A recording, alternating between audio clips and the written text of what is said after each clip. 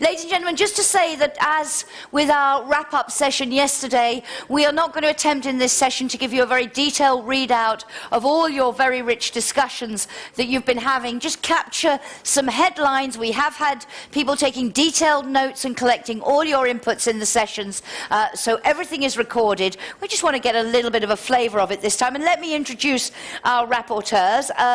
With me, and this is a man, ladies and gentlemen, for those who weren't in our session, who has performed a double role this morning. He stepped in at the 11th hour to be a panellist in the On the Road to ERA implementation session that I was moderating, as well as acting as rapporteur. So none of our rapporteurs have had time to think about what they're going to say, but furthermore, Ian hasn't even had time just to sit and not talk, because I've been giving him quite a hard time. So Ian, thank you very much for playing that dual role. Dr. Karen van der Velde, who is a member of the Research Affairs Department at the University of Ghent. She was in the Modern Skills for the Modern Researcher session, moderated by Mark Ferguson, and Professor Maria Makarov, Vice President for Research of the Academy of Finland and Chair of Nordforsk. And that session on meeting our responsibilities, research integrity and gender equality was moderated by Professor Alain Berret. So, very warm welcome. Let's just jump straight in. And perhaps doing this slightly in reverse order. Maria, the key challenges that were identified in your group, both relating to the research integrity question, the Commissioner spoke about it yesterday, and gender equality. What were the most important challenges people identified? Yes, thank you very much. I'm starting with the gender equality issue. So the challenge, of course, is that we still have too few women in leading research positions as university heads of research institutions, and funding organizations, and largely absence in science policy. So this is, of course, a huge waste, because diversity boosts collective intelligence and drives innovation. So the main messages were: integrate gender dimension into research context throughout the research cycle. Now the challenge is that this is not largely perhaps understood what it means. Raise awareness, provide training, mentoring, incentives, and promote structural change and modernize HR policies. The EC, the Commission, says, do it. Don't just talk about it. We need systemic change. There are opportunities identified by the GenderNet program. They have recommendations. Exchange of best practice is seen as an opportunity, and the collection of evidence and data, an effort of Science Europe. Thank you very much. So, an enormous amount covered in a very brief space of time. Thank you very much. Karen, from your point of view, modern skills, we've heard a lot about skills today from the Vice President this morning, downwards, upwards, whichever way you want to look at it. What were the most important challenges that people identified to ensure modern researchers have those skills they need? What skills are we talking about? My challenge is the skill to summarise the variety of topics that was discussed. First of all, we know our labour market is changing and that we need a lot more people with advanced level skills. We also know that the number of researchers is increasing and that the level of training is changing, and that there is a lot more attention for the T-shaped training, not just a vertical focus on the research expertise, but also the horizontal focus on the broadening skills called soft skills, but actually think we might actually have to call them hard skills, because they create hard impact. The problem that we have is that there is a kind of a mismatch between academia and industry sometimes in expectations of skills. Particularly researchers themselves mightn't always be prepared for what academia expects from them. Very relevant questions from the audience try to link the skills level of researchers and the skills training to the demands of open science. Do we need new skills ready to tackle this openness of research? And the answers went more in the direction of creating a different mindset. You can't just focus on the technical skills of, for example, data mining or digital technology, but create a mindset of openness which would be much more effective to deal with that. That's the main challenge element. Thank you very much. Come back to how you solve those things. Mindset, Ian, something that came up, culture, attitudes was something that came up in our session. What did you identify as the most important challenges generated as we focus on the implementation of ERA? Well, I think the when we started off, actually, we recognised that although there are 8 priorities there, some of them are targeted at researchers, or you could say that some are policymakers, but actually they all overlap and they interact with each other. And the key thing is actually to think about doing something against those things. There's a sense in which we need to avoid a fragmentation in Europe. I mean, there's a sense in which we have the countries are all in different stages. It's actually about improving everything. It's not just about the best, it's about the whole of Europe.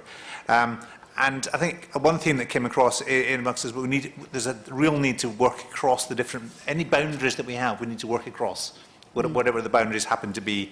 And there's a lot of conflicting elements in there that we need to bring together to the table. So, I mean, there's in terms of sort of, that sort of set of things, but overall, I think actually trying to keep things simple and keep sort of keep things moving along.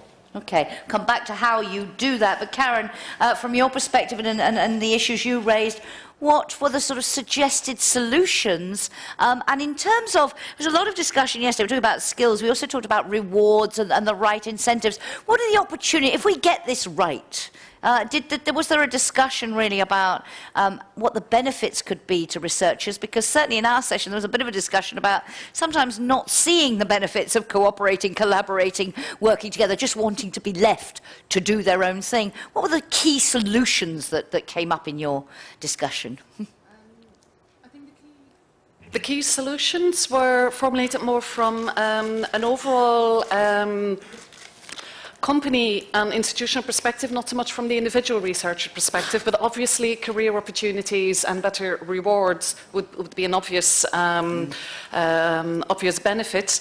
What I found interesting was a suggestion to, which is happening in a lot of institutions, is opening up the institution, opening up the academic environment to a more entrepreneurial culture, collaborate a lot more, interact a lot more than collaborate really. It's really about interaction.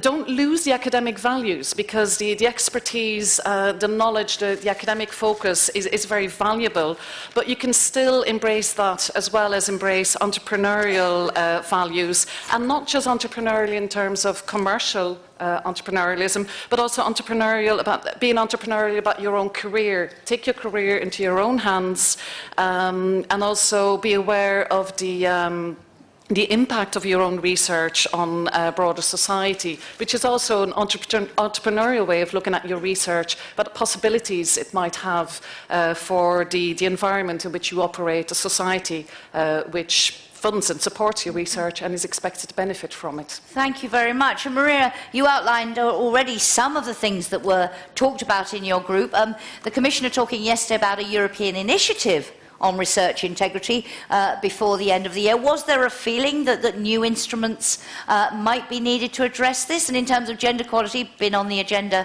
for ERA for a long time. Were there very concrete things that people wanted to see happen to deliver? So concerning gender equality, to achieve this, put in place institutional policies to achieve gender balance, set goals, measurable ones and timelines, monitor progress and publish it. And if policies are not working, this is my notion, adopt the Finnish solution. We have since almost 20 years gender equality at large embedded in our legislation, so anybody that takes decisions on public funds have to have 40% minority gender representation, and this has had an enormous impact. Jackie, I did not have the possibility to pose the key messages from the integrity part, so maybe you wish to... Please do, yes. So just to go quickly through them. So the overarching message, of course, is that no integrity in research, no trust in science, no excellence, no economic growth. The Commission asked for perhaps an update of the definition of what we mean with research integrity, and wanted also financial management to be included in this domain. So the key message is we talked about sloppy science, and Nature has done a great job here in establishing an archive of irreproducible results, and other journals are adopting this, and the question was whether universities are really on board here. So we got data about the frequency of scientific misconduct. The maybe good news is that it's not increasing, but there were certain groups identified with an increased risk of misconduct. This is large collaborations, junior researchers, if you get cash for publications, and then the research assessment exercises done nationwide, they decrease the risk for misconduct. So solutions really are in policies, in Europe-wide policies and in national policies and implementation of those policies. Okay, thank you very much. In terms of what is most important, and accepting here, as I say, I've said it quite a number of times, that this isn't really a very fair question, because in all the areas you've been discussing, I'm sure there were people who say there is no magic bullet, we need a holistic approach to this, we need to tackle it from various different aspects. But politicians do like priorities, so if you, from the discussion, from your sense of the room, of all the issues you've raised and mentioned, had to identify one priority, either in terms of a priority for action or just a priority for focus, what for each of you, and I'll start this time with you, Maria, what for each of you, from the room, not your own opinion yet, what for you was, do you think, the most important priority that emerged from the discussion? Well, in the domain of integrity, open science was mentioned as a driver of transparency, as a driver of data sharing, and this most probably will decrease misconduct. Concerning the gender equality issue, I was quite taken by the comment that do it, please do it. The member organizations of Science Europe control 90% of the funds put in research at the European level, and so the question was, why don't you do it? Don't just discuss it and analyze it. Okay, so action, not words. Karen, for you, your sense of the most important priority in the area you were talking about? The one that was tweeted about more than any other That's a good element. measure. For individual researchers, it's important to learn that project success, not individual success, is what matters. And that is a skill that requires a very different mindset that they generally do not learn in university, but they do learn through experience and through exposure with other environments. Okay, and Ian, what did you feel was emerging as the most important priority? I'm going to use one word, but then explain it. I mean, the word trust came up quite a few times, and I think it came up in the sense of trust between the EU and what it's trying to achieve, and between the member states and what they're trying to achieve, that working together between universities and industry, business, other parts of the economy, that trust working together, long-term working together came up. And again, there's a trust between the different stakeholders, the ability to work together to make the whole better. And so I think, in a way, trust does sort of cover all those things. And in terms of how you build that trust, what would you identify as the key ingredient of, is it just the bringing together? Does that build it by itself, or do you need to... I think that there was an element of setting the framework. So I mean, the question came up about, say, about legislation. I mean, do we need legislation? Quite a short answer to that one. I don't think anybody in the panel thought legislation is, but actually setting the framework, getting the framework right, I think there's an element of leading by example. The question came up about the Commission, the different DGs talking to each other, interacting. The whole is greater than the sum of the parts. Thank you. We are almost out of time on this session, but if I could just ask you in a sentence each, would your own priority, and it doesn't have to be in the area you have been faithfully acting as rapporteur, it can be more broad than that, if each of you had to identify one priority to ensure that we really do open up to an era of innovation, in a sentence each, what would it be for you? I'll start in the middle this time. Karen, Maria and Ian, you can have the last word. Very tough task if it's one sentence. My focus would be start with the individual researchers. Because if you want to move, we have the vision, we have the open society, we have the open science, the view that the idea that we want to achieve, we now need to move to practice. If you want to implement it, create incentives for individual researchers to open up their research work. Otherwise, it's not going to happen. Thank you very much. Maria.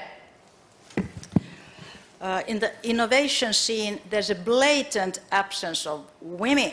And this is really missing out half of the talent. And this probably is partly at least due to girls not embracing mathematics. And thereafter you have the consequences. So I would really see that in families and schools, girls should be inspired to embrace mathematics. And in the universities, restructure and rename the math curricula to indicate that people, environment, society, mankind needs mathematics for well-being and growth. Thank you very much. Ian, you have the last word.